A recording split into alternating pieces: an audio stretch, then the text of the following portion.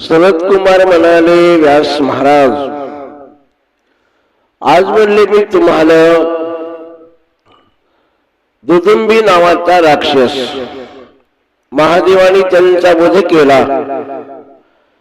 मग कसा वध केला ही म्हणले कथा मी तुम्हाला सांगणार आहे.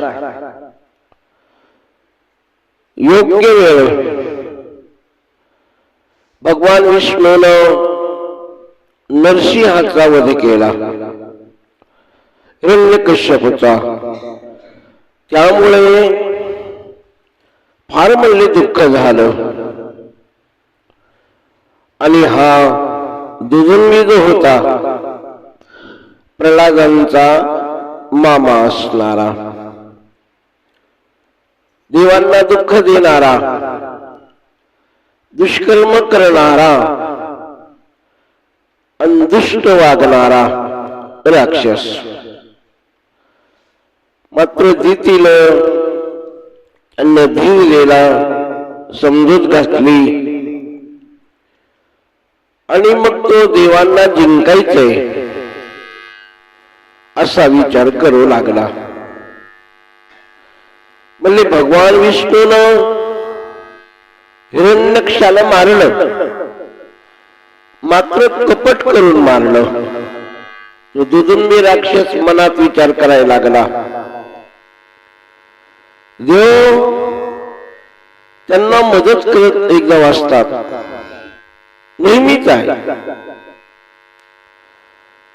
आणि कायमचा म्हणले त्यांचा आता बंदोबस्त आपल्याला करावा लागणार आहे. मग काय करावं? देवाबद्दल म्हणले देवामध्ये बळ तर जास्त आहे, युद्ध करावं. देव लोक आपल्याला काय ऐकत नाहीत. मग काय योजना करावी? देव लोक एवढे बलिष्ठ का होतात? मग असा विचार करायला लागला तो राक्षस. विचार करीत असता त्यांना मार्ग सापडला. मार्ग मग पुढच्या योजनेबद्दल तो विचार करायला लागला. देव लोकांना आता ब्राह्मण लोक यज्ञ करतात. यज्ञामध्ये देवाचं नाव घेऊन आहुती टाकतात. मग ज्यामुळं देव लोक बलिष्ठ होतात यज्ञ केल्यामुळं. आणि यज्ञ हा वेदापासून निर्माण झाला. आणि वेदांना आधार कोणाचा आहे म्हणले ब्राह्मण लोकांचा. आणि आपण जर म्हणले ब्राह्मणच मारून टाकले यज्ञ होणार नाही. आणि यज्ञ नाही झाला तर देव लोकांना पुण्य मिळणार नाही. आणि मग देव लोक बलहीन होतील असा विचार तो करायला लागला. क्षीण होतील, निस्तेज होतील. आणि मग देवता लोकांकडे शक्ती नाही राहिली. म्हणले मीच राजा होईल, देवांचा राजा, संपत्तीचा राजा, सर्व ऐश्वर्य म्हणले आपल्याकडे येईल आणि त्याचा उपभोग आपल्याला घेता येईल असा विचार केला त्या राक्षसानं. आता विचार केला ब्राह्मण लोक आता मारून टाकायचे विचार केला. आणि ब्रह्मतेज ब्राह्मण लोक यज्ञ करू लागले. यज्ञामध्ये आहुती देतात, तप करतात. मग तो विचार करायला लागला, म्हणले जास्ती ब्राह्मण आपल्याला कुठं सापडतील? काशीमध्ये सापडतील. अगोदर म्हणले त्यांचा आपण नाश करून टाकू. मग तो दुदुंबी राक्षस काशीमध्ये गेला. मग त्या राक्षसाकडे माया होती. त्यांना कोणते रूप घेता येत होतं आणि ते रूप मात्र कोणाला दिसायचं नाही. कोणते रूप घेता येत होतं त्यांना भीती वाटत नव्हती. वनामध्ये जायचा, बिल्लाचं रूप घ्यायचा, यानंतर मोराचं रूप घ्यायचा, पाण्यामध्ये गेल्याच्या नंतर मगराचं रूप घ्यायचा, असं म्हणले तो रूप घ्यायचा. आणि ज्या ठिकाणी म्हणले साधू दिसला त्या ठिकाणी म्हणले तो मारून टाकायचा, गिळून टाकायचा. म्हणले कोणी त्याच्यावर शंका घेईन, म्हणले तो दिसायचा नाही कोणाला. पूर्ण गुप्तता राहून म्हणले तो आपलं कार्य करायचा. कोणी वनात गेलं, कोणी गंगेवर स्नान करायला लागलं, कोणी ध्यान करायला लागलं, कोणी झोपी गेला, तरी म्हणले त्या ठिकाणी जायचा. अस्थि पण म्हणले त्याच्या शिल्लक ठेवायचा नाही. अस्थि म्हणजे हाड. त्यामुळे सर्व ब्राह्मण बेपत्ता झाले. आणि मग बाकीचे ब्राह्मण लोक विचार करायला लागले, काहो म्हणले ब्राह्मण कुठे गेले, ब्राह्मण दिसत नाही. अशा तऱ्हेनं, अशा युक्तीनं त्या ब्राह्मणानं, त्या राक्षसानं बरेच ब्राह्मण मारून टाकले. बरेच ब्राह्मण मारले. आता एक दिवस शिवरात्रीचा दिवस आहे, रात्रीची वेळ आहे. एक ब्राह्मण लिंगाची पूजा करू लागला. पूजा करणं झाली आणि तो महादेवाच्या पिंडीजवळ म्हणले ध्यान मग्न झाला. आणि ध्यानामध्ये महादेवाचं तो स्मरण करू लागला. एवढ्यामध्ये या दुदुंबी राक्षसानं काय केलं, मोठ्या एका वाघाचं रूप घेतलं. आला त्यांच्या जवळ. मात्र तो महादेवाचं ध्यान करू लागला, स्मरण करू लागला, मूर्तीचं अवलोकन करू लागला. वाघ त्याच्या जवळ गेला खाण्याकरिता, मात्र तो खाऊ शकला नाही. ही महादेवानं चरित्र कळालं.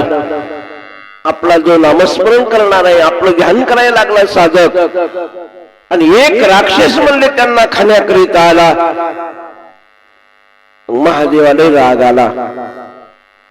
माझा भक्त पूजा करत आहे, आणि ज्या लिंगाची पूजा करत होता तो ब्राह्मण, त्या लिंगातून महादेव प्रगट झाले. पाहिल्याबरोबर तो वाघ पर्वता एवढा झाला. महादेवाला पाहिलं त्यानं, पर्वता एवढा झाला. आणि महादेवाच्या काखीमध्ये जोरानं प्रहार केला. त्या वाघानं महादेवाबरोबर युद्ध करायला लागला. आघात सहन करून महादेवानं वाघावर मल्ले हल्ला केला. आणि त्याला वाचण्याची संधी न देता काखेमध्ये महादेवानं त्याला जोराला असं दाबलं. आणि दाबल्याबरोबर मोठ्याने म्हणले तो वाघ आरोळी करायला लागला. आणि तो वाघ जमिनीवर पडला आणि मरण पावला. आता आवाजानं व्याकुळ झालेले काही तपस्वी साधू लोक धावत आले. महादेवानं एका वाघाचा वध केला. सर्वांना आनंद वाटलेला आहे. महादेवाचा जे जयकार केला, प्रेमानं स्तुती करायला लागले. हे ईश्वरा, तुम्ही या ठिकाणी नसते आले तर हा म्हणले वाघ कोणाला म्हणले जिवंत ठेवत नव्हता. आणि खरोखर म्हणले आमच्यावर तुम्ही कृपा केली, आमचं रक्षण केलं. आणि म्हणून म्हणले सर्वांनी त्या महादेवाची विनंती केली, महादेवा नमस्कार केला. जो कोणी म्हणले श्रद्धेनं माझं स्वरूप पाहिल म्हणले त्याचं दुःख म्हणले मी दूर करीन, असं वरदान त्या ठिकाणी दिलं. त्यांना युद्धामध्ये विजय मिळेल. सर्व इंद्रदेव आले, महादेवाचा जय जयकार करतात. सर्वांनी हात जोडले, स्तुती करायला लागले. खरोखर म्हणले, महादेवा, जो तुम्हाला शरण आला, जो तुमचं स्मरण करणार आहे, जो तुमची पूजा करणार आहे, त्याचं म्हणले तुम्ही दुःख हरण करता. वाघ असणारा हा वाघ म्हणले नव्हता, म्हणले राक्षस होता, तरी म्हणले जेव्हा तुम्ही त्यांचा वध केला आणि आमच्यावर फार मोठा उपकार केला. ब्राह्मणानं फार म्हणले या राक्षसाला उपद्रव दिलता, म्हणजे त्रास दिला होता. दुष्टांचा म्हणले ते निपात करून टाकला आणि आमचं रक्षण केलं. सर्व देव लोक स्तुती करतात.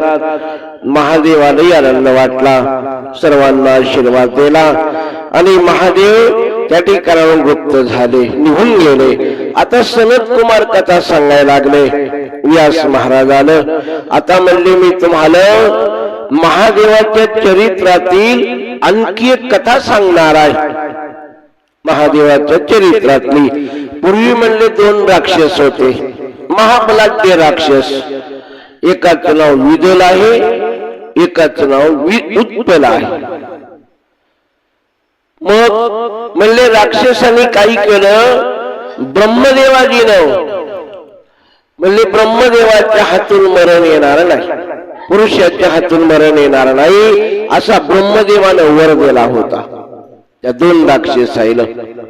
आता वर मिळाल्यामुळे त्यांना कळालं की आपल्याला कोणाच्या हातून मरण नाही, कोण्या पुरुषाच्या हातून. मग ते उन्मत्त वागायला लागले, युद्ध करायला लागले देवता लोकांबरोबर. मग स्त्री लोकांचं राज्य त्यांच्याकडे आलं, त्या राक्षसाईकडे.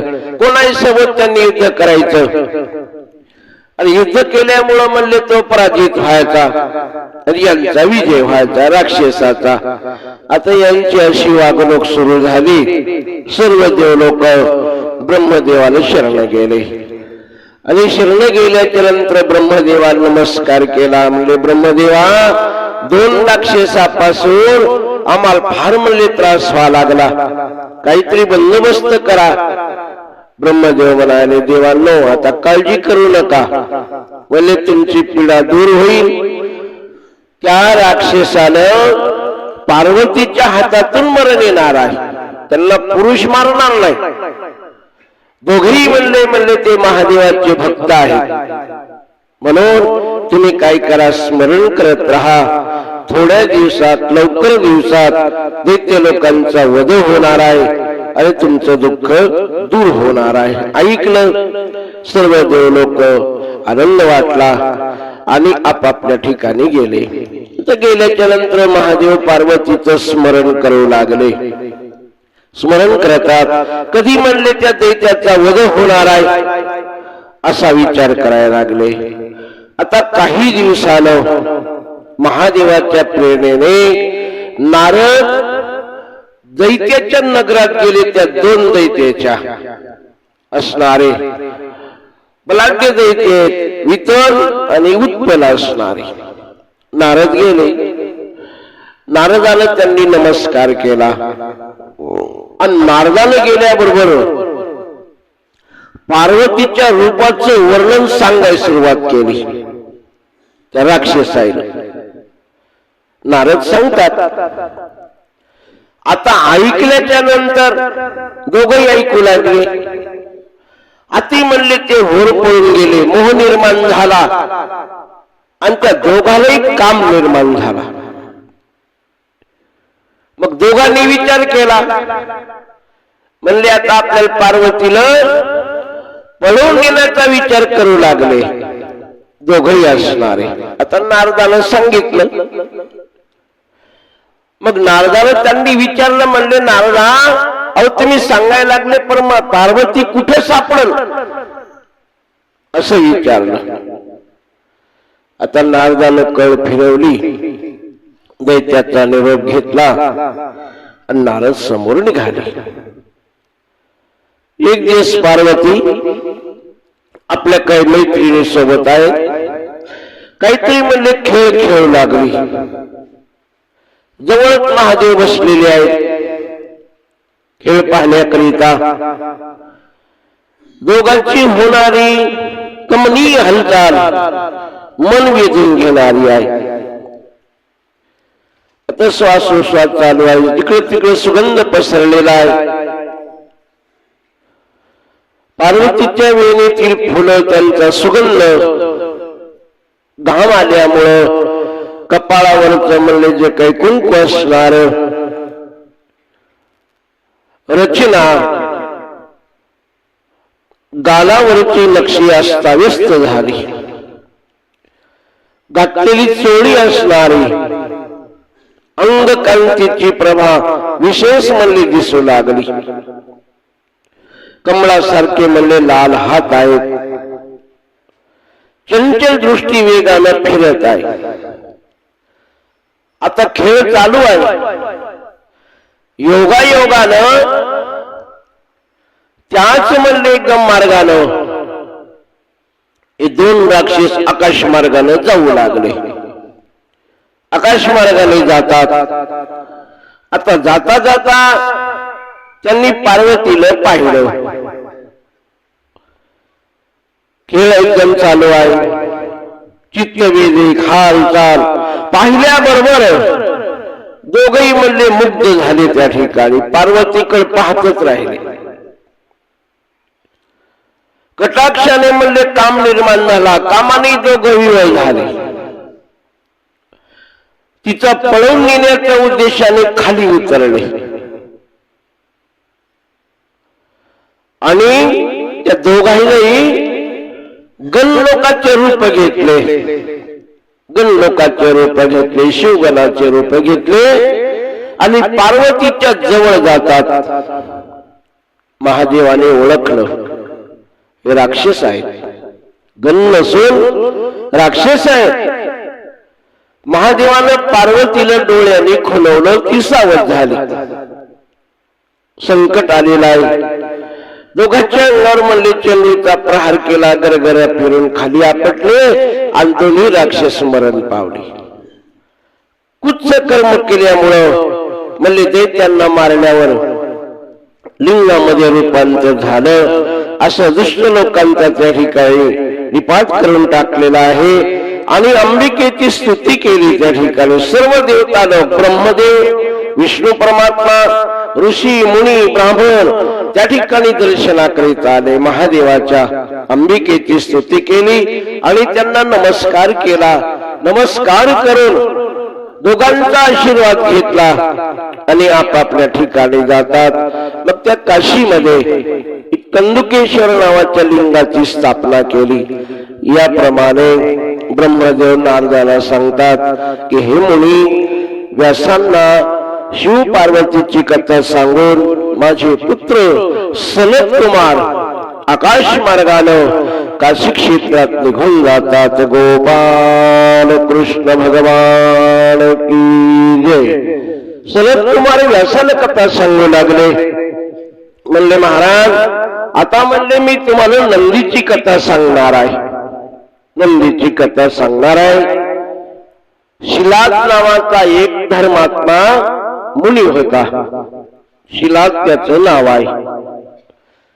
एके दिवशी त्याच्या पितरांनी त्याला सांगितलं, वडिलांनी, अरे म्हणले आमचा उद्धार व्हावा असं तुला जर वाटत असलं तर पुत्र प्राप्तीसाठी म्हणले प्रयत्न कर. असं म्हणल्यानंतर तो धर्मात्मा मुनी कैलास लोकामध्ये गेला. इंद्रदेव त्या ठिकाणी आहेत. बराच काळपर्यंत तप केलं. इंद्रदेव प्रसन्न झाला. वर देण्यासाठी आले. मुनी महाराज म्हणले मी प्रसन्न आहे. काय म्हणले इच्छा आहे तर म्हणले वर मागून घ्या. मग त्या शिलादानं नमस्कार केला, स्तुती केली. अहो म्हणले तुम्ही प्रसन्न आहात तर म्हणले म्हण आयोनी संभव म्हणले मुलगा द्या. आयोनी संभव असणारा, मात्र असा मुलगा द्या म्हणले त्याला मृत्यू येऊ नये. इंद्र म्हणाला, मुनी महाराज, जो जन्माला आला म्हणले त्याला मराव लागतोय, मृत्यू ठरलेला आहे. ब्रह्मदेव विष्णू महादेवापासून उत्पन्न झाले तरी म्हणले त्यांची आयुष्याची मर्यादा आहे, मृत्यूच्या बाहेर नाही. इतरांची काय कथा आहे? मी तुला मुलगा देऊ शकतो, मात्र मृत्यू रहित मुलगा देणं हे माझ्याकडून होत नाही. तुम्ही महादेवाची आराधना करा आणि महादेवाकडून म्हणजे तो वर मागून घ्या. असं म्हणल्याच्या नंतर तो शिला त्या ठिकाणाहून निघाला, देवराजाच्याच ठिकाणी गेला. सांगितलं त्या ठिकाणी इंद्रदेवानं एका उंच पर्वतावर गेला, शिला महादेवाची आराधना करायला लागला. अहो रात्र म्हणले त्यांनी तपश्चर्या केली. एका जागी राहून तप केल्यानं त्याच्या अंगावर वारूळ चढलं, मोठं वारूळ झालं. अंगामध्ये रक्त राहिलं नाही, मांस राहिलं नाही. लक्ष किडी त्याच्या शरीराला चिटकले. सर्व काही संपलं, कातडी राहिली आणि हाड शिल्लक राहिले. तरी म्हणले तो स्मरण करीत होता महादेवाच. महादेवाने जाणलं, महादेव त्यांच्या समोर आले, प्रगट झाले. मुनी महाराज, अहो म्हणले डोळे उघडा, म्हणले मी तुम्हाला भेटण्याकरिता आलो. आता समाधीमध्ये मग्न असल्यामुळं बोलू शकला नाही, बोलता आलं नाही. म्हणून महादेवानं त्याच्या अंगाला स्पर्श केला आणि मग सावध झाला, जागृत झाला. उमेसहित महादेव आले, नमस्कार केला, आनंद वाटला. प्रसन्न मनाने त्यांचा आदर केला. महादेव म्हणतात, मुनी मी अतिशय प्रसन्न आहे, काही वर पाहिजे असेल तर मागून घ्या. भगवान, तुम्ही मला तुमच्यासारखा आयुर्निज असा म्हणले मृत्यूरहित मुलगा द्या, त्याला मरण येऊ नये. महादेव म्हणायला लागले, मुनी सर्व काही तुझ्या मनासारखं होईल. अवतार घ्यावा. ब्रह्मदेव देवांनी मुनी लोकांनी आराधना केली. तुझ्या इच्छेचा मान ठेवून मी नंदी नावानं अवतार घेईन. अयोनी संभव पुत्र प्रगट होईल, तो जगाचा पिता होईल असं सांगितलं, आशीर्वाद दिला आणि महादेव अंतर्धान पावले. आता एवढा आनंद झाला त्या मुनीला. आपल्या आश्रमात आले. आल्याच्या नंतर ते सांगू लागला, या ऋषीला त्या ऋषीला सांगायला सुरुवात केली. काहो महादेव प्रसन्न झाले आणि म्हणले मुलगा जन्माला येणार आहे. एक दिवस यज्ञ करायचा. मग तो शिला आपल्या दारामध्ये यज्ञाकरिता जागा खणत होता. तो महादेवाची आज्ञा आहे. खणताना म्हणले शरीरातून अकस्मात मुलगा प्रगट झाला. अग्निप्रमाणे त्यांचं तेज आहे. देवानी फुलांचा वर्षाव केला. गंधर्व, किन्नर, सिद्ध सर्व लोकांनी म्हणले गायन केलं. पाहण्याकरिता गर्दी झाली. देवांच्या स्त्रिया, अंबिक स्वतः महादेवी त्या ठिकाणी आले. प्रसन्न मनाने म्हणले त्या ठिकाणी पूजा केली आणि प्रशंसना केली, स्तुती करून सर्व मंडळीला आनंद झाला. आता त्या मुलानं 3 डोळे आहेत, 4 हात आहेत, जटा आहेत, त्रिशूळ हातामध्ये आहे. आता ते शिला झालं. ज्यांनी मुलगा मागितला त्यांना फारच आनंद झाला. मग त्यांनी महादेवाला पुन्हा पुन्हा पुन्हा पुन्हा नमस्कार केला आणि बाळा महादेवाच्या आशीर्वादाने तुझा पुत्र म्हणून प्रगट झाला. आता जन्माला आला म्हणले मुलगा. त्या ठिकाणी नामकरण केलं त्या ठिकाणी त्या मुलाचं. आणि मग नामकरण करून तो मुलगा घेऊन तो राजा तो मुनी आपल्या पर्णकुटीत गेला. एखाद्या माणसाला धन मिळावं, एखाद्या धनाचा ठेवा सापडावा, त्यांना किती आनंद होतो. तेवढा आनंद मुलगा प्राप्त झाल्यावर त्या मुलीला झाला. मनुष्य शरीर धारण केलं आणि लोक पूजित म्हणले पिता. अति दुःखी होऊन विलाप करू लागला. काही वेळानं स्वतःला सावरलं, प्रेमानं जवळ घेतलं, कौतुक केलं, संस्कार केला आणि मग मी 5 वर्षाचा झालो. नंदी सांगायला लागले त्या ठिकाणी, सनत त्या ठिकाणी ऋषीला 5 वर्षाचा म्हणले मी झालो. वेद त्यावेळेस म्हणले 5 वर्षामध्ये मला 4 वेद प्रांगत झाले. 7 वर्षाचा झालो. मित्र वरून 2 मुनी मला पाहण्यासाठी आले. माझ्या वडिलांनी आसन टाकलं, उत्तम त्याचा आदर केला, अवलोकन केलं. हा तुमचा मुलगा सर्व शास्त्रामध्ये प्रांगत आहे, मात्र याचं आयुष्य म्हणले थोडं आहे, लवकर म्हणले यांना मरण येणार आहे. असं म्हणल्याच्या नंतर 1 वर्षात म्हणले याचं मरण आहे. त्या 2 मुनी लोकांनी सांगितलं, बोलणं ऐकलं. ऐकल्याच्या नंतर डोळ्यातून अश्रू आले. मुलगा आता लवकर मरणार आहे. मग त्या मुलाला काय केलं, त्या शिलादानं आपल्या हृदयाच्या ठिकाणी घेतलं आणि तो रडू लागला. एकदम म्हणले मूर्छना आली. काही वेळानं मग प्राय म्हणजे मरण पावलेल्या माणसाप्रमाणे झाला. सर्व काय चाललं आहे काही कळेना.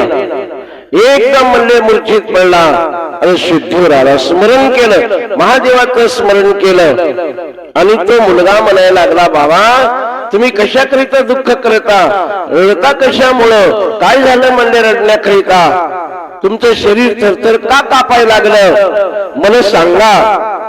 असा त्या मुलानं वडिलानं प्रश्न विचारला. वडिलानं सांगायला सुरुवात केली. अरे म्हणले 2 साधू या ठिकाणी आले, सांगितलेले की तू 1 वर्षामध्ये मरण पावणार आहे. म्हणून म्हणले मी दुःखी झालो, व्याकुळ झालो, रडायला लागलो आणि माझं दुःख आता कोण दूर करणार आहे. मी कोणाला शरण जाऊ, कोणाला जाऊन म्हणले आता मी माझं दुःख सांगू. मृदू आवाजामध्ये त्या मुलांनी वडिलांना धीर दिला. अहो तुम्ही काय बोलता, देव दानव मानव यम काळ यांच्यापैकी म्हणले मला कोणीही मारणार नाही आणि त्यापुढे अल्पायुष्य असण्याचा प्रश्नच नाही, मला मरण येणार नाही. मी अगदी म्हणले तुम्हाला खरं सांगायला लागलो, म्हणून तुम्ही दुःख करू नका. मग तेव्हा तो मला लागला, बाळा सर्व तू सांगायला लागला, मात्र बोलल्याला आधार काय आहे, तू कशाच्या आधारावर बोलायला लागला, तुझे काय तप आहे, तुला काय ज्ञान आहे, तुझी कोणती योग्यता आहे ज्याच्या योगानं माझं दुःख दूर होईल, म्हणजे तुझा रक्षण करता कोण आहे. अहो विद्येने नाही महादेवाच्या भक्तीनं मृत्यूला जिंकणार आहे. मी महादेवाची भक्ती करणार आहे म्हणून म्हणले महादेव मला मरण कधी येऊ देणार नाही असं त्या ठिकाणी सांगितलं. आणि सांगितल्याच्या नंतर वडिलाला नमस्कार केला. मुलानं प्रदक्षिणा घातली आणि तो तपश्चर्या करण्याकरिता एका वनाचा रस्ता धरला. वनात जातो तप करण्याकरिता तो मुलगा. गोपाल कृष्ण भगवान हरि ओम नमः शिवाय, हरि ओम नमः शिवाय, हरि ओम शिवाय, हरि ओम नमः शिवाय, हरि ओम नमः शिवाय, हरि ओम नमः शिवाय, हरि ओम नमः शिवाय, हरि ओम नमः शिवाय, हरि ओम नमः शिवाय, हरि ओम नमः शिवाय, हरि ओम नमः शिवाय, हरि ओम नमः शिवाय, हरि ओम नमः शिवाय, हरि ओम नमः शिवाय, हरि ओम नमः शिवाय. हरि ओम नमः शिवाय हरि ओम नमः शिवाय हरि ओम नमः शिवाय हरि ओम नमः शिवाय हरि ओम नमः शिवाय हरि ओम नमः शिवाय हरि ओम नमः शिवाय हरि ओम नमः शिवाय हरि ओम नमः शिवाय हरि ओम नमः शिवाय हरि ओम नमः शिवाय हरि ओम नमः शिवाय हरि ओम नमः शिवाय हरि ओम नमः शिवाय हरि ओम नमः शिवाय हरि ओम नमः शिवाय हरि ओम नमः शिवाय हरि ओम नमः शिवाय हरि ओम नमः शिवाय श्री गणेशाय नमः नंदिकेश्वर म्हणू लागला सनत कुमार शील शिलाला माझा पिता आहे नमस्कार केला आणि मी घराच्या बाहेर निघालो तप करण्याकरिता अरण्यातून जात असता गंगा लागलेली आहे तिच्या तीरावर गेलो पवित्र तीरावर स्नान केलं महादेवाचं ध्यान करीत कठीण तपाला सुरुवात केली कमळामध्ये 3 डोळे असणारे 10 भुजा असणाऱ्या 5 मुख असणारे शांत स्वरूप महादेवाचं एकाग्रतेने मी ध्यान करायला लागलो महादेवाच्या मंत्राचा जप करायला लागलो बराच काळ झाला महादेव प्रसन्न झाले पार्वतीचे प्रगट झाले अरे म्हणले बाळा फार म्हणले तू तप केलं जे म्हणले वरदान मागून महादेवाला पाहिलं पार्वती सोबत आहे अति आनंद झाला नमस्कार केला प्रदक्षिणा केली स्तुती केली डोळ्यातून अश्रू आले देवा मला देवाने दोन्ही हाताने उठवलं महादेवानं त्यांच्या अंगावरून हात फिरवला कृपेनं पाहिलं अरे म्हणले तू माझ्यासारखा आहे महादेव म्हणाले तुला मरणाची भीती नाही माझ्यासारखा बलवान होणार आहे अमर होणार आहे दुःख नाही तुला कोणतं दुःख होणार नाही नेहमी म्हणले तू माझ्या जवळ राहणार आहे मी तुझ्यावर कृपा दृष्टी करणार आहे तू कधी म्हातारा होणार नाही कधी मृत्यू येणार नाही फार म्हणले तू मला प्रिय आहे जे 2 ब्राह्मण आले ते सांगण्याकरिता म्हणजे ते मी पाठवले होते म्हणून शोकही करू नको दुःखही करू नको चिंता करू नको महादेवाने सांगितलं धीर आला आनंद वाटलेला आहे मुखावर जे तेज आलं अति आनंद झाला मुखावर संतोष वाटला महादेवानं आपल्या गळ्यात एक माळ होती कमळाची माळ की त्या मुलाच्या गळ्यात घातली स्वरूप असलेला दशभूत झालो आणि महादेवाने माझा हात धरलेला आहे म्हणाले बाळा अरे म्हणले तुला कोणता वर देव सांग मात्र मन काही बोललं येईल नंदी म्हणत आहे सनत कुमार शील काही मागा म्हणले हे मला कळलं आणि म्हणून महादेवानच म्हणले त्यांच्या जटेतून म्हणले निर्मळ जळ काढलं नंदी हो आणि तो माझ्या अंगावर शिंपलं दिव्य रूप म्हणले जल वेगाने वाहायला सुरुवात झाली पवित्र गंगा निर्माण झाल्या तीर्थामध्ये स्नान करतो महादेवाची पूजा करून मंत्राचा जप करतो महादेवाच्या कृपेनं साहित्य मुक्ती प्राप्त होते जो कोणी त्या गंगेमध्ये स्नान करील असा महादेव पार्वतीला म्हणतात की हे पार्वती हा जो मुलगा आहे तो आपणच आहे याला तुझी संतती आहे हे नाथ तुम्ही जे कराल ते योग्य आहे आशीर्वाद दिला आणि प्रिय पुत्र मानते पार्वतीने सांगितलं ऐकलं महादेवाला समाधान वाटलं स्मरण केलं, तात्काळ उपस्थित झाले म्हणजे आनंदाने. आणि महादेवानं पार्वतीला नमस्कार केला. अहो देवा, कशाकरिता स्मरण केलं? आम्ही तुमचे सेवक आहोत, गण लोकांचं ध्यान केलं. काय काम आहे सांगा? तुम्ही मनसाल म्हणले ते कार्य करू. यमराजाला सुद्धा मल्ले मारण्याची शक्ती आहे. ब्रह्मदेवांना असं बोलल्यानंतर अति उत्सुकता आहे मनामध्ये. वीराचं बोलणं ऐकलं, महादेवाला आनंद वाटला, परिचय दिला आणि त्या नंदीला गणाचा राजा करून टाकला, अधिपती.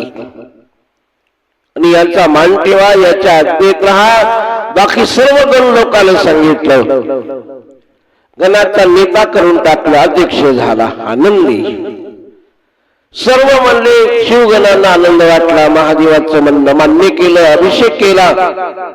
त्यावेळेस ब्रह्मदेव, इंद्रदेव, विष्णू परमात्मा ही मुनी त्या ठिकाणी आले, अभिषेक केला आणि क्रमाक्रमाने त्यांना आशीर्वाद दिला. त्यानंतर ब्रह्मदेवाच्या आज्ञेनं मरुत नावाचा राजा, म्हणजे सुंदर, त्यांच्याकडे एक मुलगी होती, सुलक्षणी, चांगल्या लक्षणाची. तिचं नाव आहे सुयशा. हिच्याशी नंदीचं लग्न लावून दिलं. नंदीचं लग्नही झालं, उत्सव चांगला झाला. मनोहर सिंहासन बसण्याकरिता दिलं, चंद्रासारखं छत्र धरण्यात आलं. सर्व स्त्रिया त्या ठिकाणी सेवा करतात. दिव्य हार अर्पण, पार्वतीने दिव्य हार दिला भेटवस्तू म्हणून. सुयशेवर प्रसन्न आहे, पार्वतीने तुमच्या नेहमी कृपा दृष्टी करील, सर्वांना आशीर्वाद दिला. गणाध्यक्ष होईल वरदान दिलं आणि आशीर्वाद दिल्याच्या नंतर पार्वती म्हणाली, अरे म्हणले मी पण तुला वर देणार आहे, काही इच्छा असेल तरी म्हणजे मागून घे, कामना पूर्ण करील. आशीर्वाद दिला त्या ठिकाणी. आणखी काय मागू? अहो म्हणले माझ्याकडून तुमची भक्ती घडावी, तुमची सेवा घडावी, अखंड म्हणले मी तुमच्या स्मरणामध्ये मग्न असावं. आता ते सुयशा म्हणाली, मुली मी तुलाही एक उत्तम वर देणार आहे. तुलाही सुद्धा म्हणले 3 डोळे असतील, जन्मबंधनातून मुक्त होशील. तुला म्हणले काही मुलं, पुत्र, पौत्र, संतती, सुख सर्व काही लाभेल आणि माझ्या आपल्या स्वामीवर दृढ भक्ती राहील, असा आशीर्वाद दिला. नंदी सांगू लागले, सनत कुमार ऋषी, महादेवाच्या आज्ञेनं ब्रह्मदेव, विष्णू, सर्व देवता लोकांनी प्रसन्नेनं वर दिले, आपापले वर देऊन टाकले. आणि पार्वतीला सुद्धा, महादेवानं सुद्धा गणाचा समुदाय सर्व म्हणले आशीर्वाद दिल्याच्या नंतर कार्य संपन्न झालं आणि आपापल्या नगराकडे निघाले. आनंदाने आपापल्या ठिकाणी जातात. अशा प्रकारे तुम्हाला अवताराबद्दल विस्तारानं कथा सांगितली. जो कोणी कथा ऐकेल म्हणले त्याला आनंदाची प्राप्ती होईल. श्रद्धाळू मनुष्य भक्तीनं, भावानं नंदीचा जन्म, वर प्राप्ती, अभिषेक, विवाहाची कथा श्रवण करील, पठन करील, मनन करील, त्यांना या लोकात सुख मिळेल आणि परलोकामध्ये सुखाची प्राप्ती होईल. अंतकाळामध्ये गती म्हणजे चांगली त्यांना प्राप्त होईल. अशी कथा ब्रह्मदेव नारदाला सांगतात. पुंडलिका